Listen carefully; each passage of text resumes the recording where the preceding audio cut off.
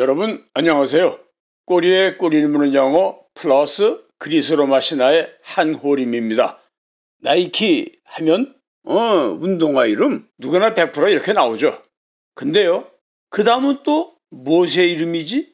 네, 이제는 시대에 많이 알려져 있지만요, 우리 세계에 나이키 운동화에 훨씬 앞서 진짜 승리의 여신 나이키가 있었죠. 나이키는 미소냉전 시대 때 미국이 개발, 세계적으로 배치된 가장 유명했던 지대공 미사일의 이름이었죠. 제가 고3 때인 1964년 국군의 날, 우리 국군이 보유했다는 강력한 지대공 미사일 나이키가 국가 차원에서 자랑스레 뉴스를 탔습니다. 당시 흑백 TV가 일반 가정에 많이 보급되긴 했었지만요, 아직도 주요 영상 뉴스는 극장에서 영화 볼 때 맨 처음에 나오는 흑백 대한뉴스에서였죠. 그때 참 멋진 팡파르와 우렁찬 아나운서의 해설과 함께 나이키 미사일 탑재 차량이 카메라 앞을 지나가는 곳이 비쳤죠. 그때 나이키 미사일을 처음으로 보고 저도 참 으스했습니다. 야, 우리 육군에도 저런 미사일이 있다 이거야. 그러나 그 뒤 바로 일반인들 기억에서는 잊혀져 버렸죠. 사실 일반인들이 생활 속에 아무 관계없는 지대공 미사일 이름 나이키를 기억할 일이 있겠어요? 더더군다나 나이키가 무슨 뜻인지 알았던 사람은 거의 없었을걸요? 이 사진은 한국에 갔었을 때 서울 용산에 있는 전쟁기념관에서 촬영한 거예요.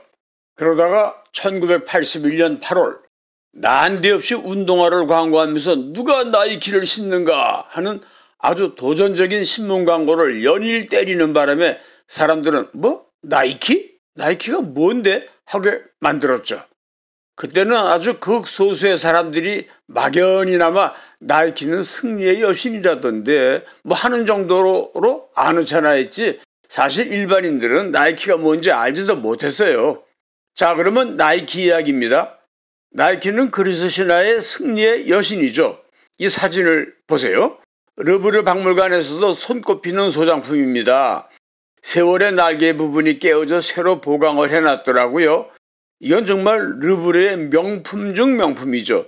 그리고 이건 오스트리아 수도 빈의 국회의사당 앞이 전쟁신 아테나상인데요. 아테나 여신이 오른손바닥 위에 서 있는 게 이게 바로 나이키입니다. 아테나 여신의 손바닥 위에 조그맣게 서 있으니까 이게 무슨 인형 정도의 크기로 생각하는 사람이 많은데 아니죠. 이 사진을 보실까요? 이건 참 가보기 쉽지 않은 곳에 있습니다.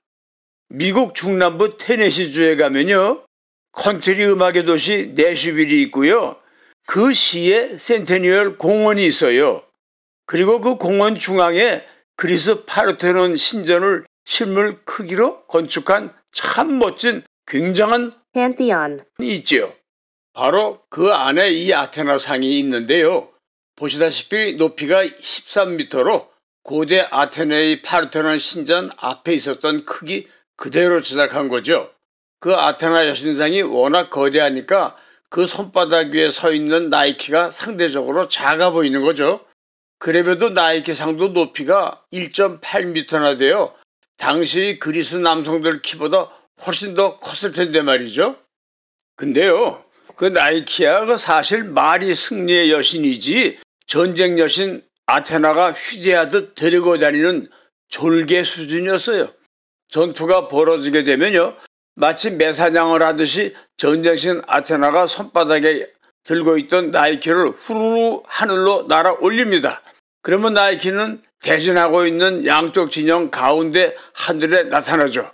그리고는 양쪽 진영 하늘을 빙빙 도는 척하죠. 그러다가 미리 정해진 어느 한쪽 진영 위로 날아가서 날개를 팔락이며 공중에서 맴돕니다. 그러면 오늘 전투는 하나마나 그쪽이 이기는 겁니다. 물론 영적 전쟁이기 때문에 양쪽 군사들의 육안으로는 보이지 않습니다. 불쌍한 인간들을 전쟁시켜놓고 양쪽에서 게임하듯 응원하면서 즐기던 신들에게만 보이죠. 그런데 그런 승리할 쪽을 미리 결정하는 일은 나이키가 제 맘대로 하는 게 아니라는 겁니다. 그건 전쟁신 아테나의 절대 권한인데, 근데 때로는 지엄하신 제우스가 관여하는 수도 있더군요. 그러니 나이키는 일종의 전령 정도죠.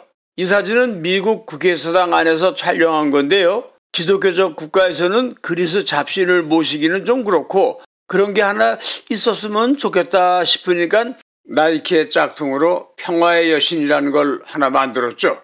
즉 그 평화의 여신이 남북전쟁 때 남군의 머리 위로 날아가는 장면이에요. 오늘은 이렇게 현대 무기와 우주선 이름에 나타나는 그리스 로마 신들에 대해 같이 알아봅니다. 자, 그럼 가장 최근에 발사된 우주선 이름이 뭐게요? 네, 지난 7월 14일에 발사된 유럽 우주국가 미국 나사의 합작 태양 탐사선 Solar Orbiter. 설령 다른 건 몰라도 벌써 솔라라는 말은 귀에 익죠. 지붕이고 들판 어디서고 솔라 패널을 보잖아요. 이것은 이탈리아 남쪽 시실리 섬의 솔라 패널들입니다. 지중해변이라 태양도 세지요. 그리고 이탈리아 나폴리의 가곡, 즉 오 나의 태양, 이 가사에서도 나오듯이 소울이란 말은 태양이란 말이죠. 즉 소울은 태양신을 숭배하던 로마 태양신의 로마식 이름이에요. 이것이 태양이란 말의 어원이 되면서 참 많은 소울과 연관된 어휘들이 파생되었습니다. 우선 당장 유용한 몇 개만 봐도 이래요. Solarization. Solar powered car. Solarium. Solar impulse. Solar calendar. Solar eclipse. Solar year. 파라솔은 파라, 즉 막는다는 말과 솔, 해라는 말이 합쳐져서 된 말이죠. Parasol. 이런 우주선 이야기를 하려면 역시 인류 역사상 최고의 사건 아폴로 11호 우주선 이야기를 해야겠죠. 1969년 7월 16일 인류 최초로 달에 발을 디디게 한 유인 우주선 아폴로 11호 말이에요. 그걸 누군 모르겠습니까마는 그 우주선 이름 아폴로 태양신 이야기를 잠깐 합시다. 아폴로, 그는 우선 그리스 신화의 태양신이죠. 그러면서도 부전공으로 음악의 신, 시의 신, 궁술의 신, 예언의 신, 의술의 신이기도 합니다. 이 아폴로상은 참 세계의 명품으로 러시아의 서쪽 끝도시 상트페테르부르크의 겨울궁전에 있는 건데요. 방금 질투심에 그 신궁 아폴로가 활로 자기가 사랑하는 그리스 북쪽 데살리아의 공주를 쏘아 죽이는 장면입니다. 신화시대의 남자신들은 대개들 수염이 덥수룩한데 아폴로는 무슨 면도기를 썼는지 아주 수염 한 오락이 없이 깔끔하지요. 미남의 체격까지 짱입니다. 그런데도 이상하게도 연애복은 없어서 강의 신의 딸인 님프를 짝사랑하다 깨지고, 방금 조금 전에 말했지만 그리스 북부 테살리아의 나라 인간 공주가 배신 때리자 활로 쏘아 죽이고 후회하는 등 슬픈 결말만 남기고 깨졌는데, 그런 자세한 이야기는 우리 아폴로 편에서 하기로 하죠. 그럼 이건 누군가요? 달의 여신 아르테미스입니다. 아르테미스. 이 사진은 바티칸 박물관에서 촬영한 거예요. 그녀가 달의 여신이라 2022년 11월 16일 달 탐사를 위해 출발한 미국의 두 번째 달 착륙 프로그램 이름을 아르테미스 1호로 장명되었죠. 그리고 아르테미스 1호는 12월 12일 무사히 지구로 귀환했습니다. 이 사진은 어때요? 미국 남부의 노스캐롤라이나주 애쉬빌에 있는 미국 역사상 가장 크고 가치 높은 개인 저택 빌트모어시의 대저택 후원에서 촬영한 아르테미스 여신입니다. 곁에 사냥개가 한 마리 있죠? 뒷모습을 보실까요? 네, 보세요. 화살을 놓는 전동을 메고 있죠? 왜 그럴까요? 네, 아르테미스 여신은 달의 여신이면서 사냥의 여신이기도 했거든요. 왜냐? 사냥은 날쌔게 달아나는 동물을 잡아야 하기에 주로 활로 쏴야 했죠. 신화시대의 그리스 사람들은 초승달이 점점 불룩해지는 곳을 사냥하느라고 시위를 당기는 활의 모양으로 연상을 했거든요. 그래서 달의 여신 아르테미스는 사냥의 여신도 된 겁니다.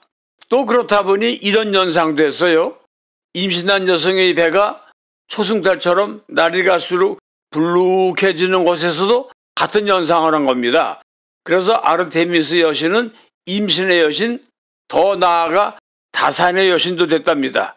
왜 하필이면 다산이냐? 네, 고대에서 근세에 이르기까지도 하도 아이들이 채 자라기도 전에 여러 가지 질병으로 많이들 죽었기 때문에 6살 이전은 인구 숫자에 넣지도 않았어요. 그렇게 아이들이 쉽게 죽으니 그저 많이 낳아야 종족이 유지되는데 그러려면 신의 가호가 절실했던 것이죠. 그래서 임신의 여신 아르테미스를 다산의 여신으로 만들어버렸죠. 이것은 로마 바티칸 박물관이 다산의 여신 아르테미스의 조각작품이에요. 또 이것은 로마 근교 티볼리 정원이 다산의 여신이고요. 가슴이 온통 유방들이죠. 다산을 하여 아기가 많으면 유방이 2개 가지고는 모자랄 거니까 그런 발상을 한 거죠. 그런데 좀 못한 이야기입니다만 다산을 하려면 성교를 많이 해야겠죠. 성교를 많이 하려면 강력한 정력이 필요하지요. 그래서 이 다산의 여신 유방 아래에 주렁주렁 달린 것은 황소의 불알이에요. 튼실하게 생긴 황소의 불알로 강력한 정력을 상징하게 했던 거지요. 좀 망측스럽죠? 네. 그래서 다산의 여신은 성교를 많이 해야 하니까 더 나아가 음란한 여신이기도 했던 겁니다. 고대 다신교들은 다들 이런 구조입니다. 그래서 도덕적인 유일신교, 기독교와 대조되는 거죠. 달 무인 탐사선 이름으로 구소련이 유명한 루나가 있어요. 그걸로 구소련이 냉전시대인 1959년부터 1976년까지 24호까지 발사하며 달을 탐사했었죠. 어려운 경제 상황이면서도 아마도 미국의 기를 죽이자는 목적도 컸으리라는 생각입니다. 루나는 그리스 신화의 달의 여신 셀레네가 로마 신화로 들어가서 개명된 이름이에요. 아니, 조금 전에 그리스의 달의 여신이 아르테미스라고 했잖아. 근데 셀레네는 또 뭐야? 네, 신화는 오랜 세월을 거쳐 여기저기서 발생, 구전으로 발전해온 거라 그렇게 혼선을 빚는 일이 노상 있죠. 그래서 또 이런 해석도 만든 모양이에요. 참 잘도 갖다 붙인다고 생각되는데요. 달의 여신 중에서도 아르테미스는 초승달의 신이라는 겁니다. 사진을 보세요. 이마 위에 초승달이 있죠? 왜냐? 아르테미스는 사냥의 여신도 된다고 했죠? 활이 그녀의 심벌이죠? 활은 초승달같이 생겼다고 했죠? 네, 그래서 아르테미스는 초승달 신이고 대신 셀레네는 그냥 달의 신이라고 했다네요. 이거 좀 헷갈려도 할 수 없어요. 아무튼 구소련의 달 탐사선 이름 루나는 로마 신화의 달의 여신이라는 거. 어이구, 이거 현대의 첨단 무기들 그리고 우주선 이름들에 펄펄 살아있는 그리스 로마 신화가 꼬리에 꼬리를 물고 이어지다 보니 길어지네요. 네, 여기서 잠깐 쉬십시다. 저는 바로 이어서 다음 편을 올리겠습니다. 그러면 여러분 다음 편에서 곧 만나요. 감사합니다.